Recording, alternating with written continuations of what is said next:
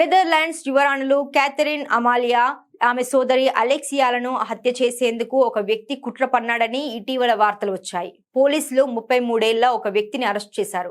ఇతడు హెగ్ నగరానికి చెందినవాడని గుర్తించారు. నిందితుడు నాజీ భావజాలంతో ప్రభావితుడై ఈ కుట్ర పన్నాడని పోలీసులు అనుమానిస్తున్నారు. అతడి వద్ద లభించిన గొడ్డళ్లపై సీక్ హైల్ వంటి నాజీ నినాదాలు, అలాగే యువరాణుల పేర్లు, బ్లడ్ బాత్ వంటి విద్వేషపూరిత పదాలు రాసి ఉన్నాయి. ఇజ్రాయెల్ గూఢాచారి సంస్థ మోసాద్ పేరుకు గొడ్డలిపై చెక్కి ఉంది. ఇక యువరాణుల విషయానికి వస్తే కేవలం రాజా కుటుంబానికి వారసులు కావడమే నిందితుడు వారిని లక్ష్యంగా చేసుకోవడానికి కారణమని తెలుస్తోంది.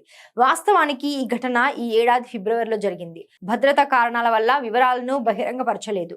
కాగా ఈ నెల 4న ఈ కేసుకు సంబంధించి ప్రాథమిక విచారణ జరిగింది. దాంతో విషయం ప్రపంచానికి తెలిసింది. కాగా ప్రాథమిక విచారణలో నిందితుడు యువరాణులను చంపాలనే ఉద్దేశం తనకు లేదని వాదించాడు. తాను యువరాణి అమాలియాను ప్రేమిస్తున్నానంటూ విచిత్రమైన వాదనలు చేశాడు. పోలీసులు నిందితుడి వద్ద గొడ్డలను స్వాధీనం చేసుకున్నారు. యువరాణి అమాలియాకు గతంలో కూడా అంతర్జాతీయ మాదక ద్రవ్యాల ముఠాల నుండి బెదిరింపులు వచ్చాయి.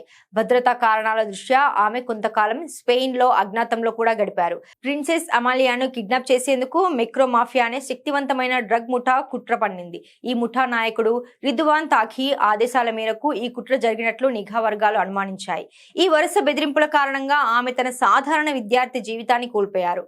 ఆమ్స్టర్డామ్ లోని తన హాస్టల్ ని వదిలి ఏడాది పాటు స్పెయిన్ లోని మాడ్రిడ్ లో రహస్యంగా గడపాల్సి వచ్చింది.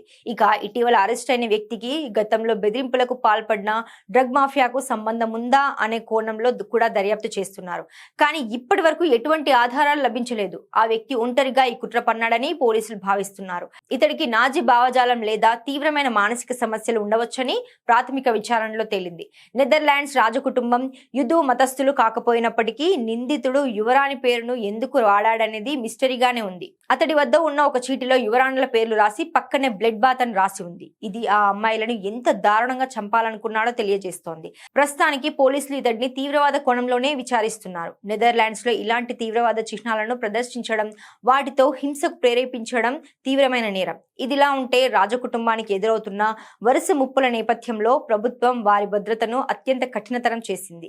యువరాణులు ఎక్కడికి వెళ్లినా సాయుధ బలగాల రక్షణ ఉంటుంది. వారి చుట్టూ ఉన్న వారి కదలికలపై నిఘా పెంచారు.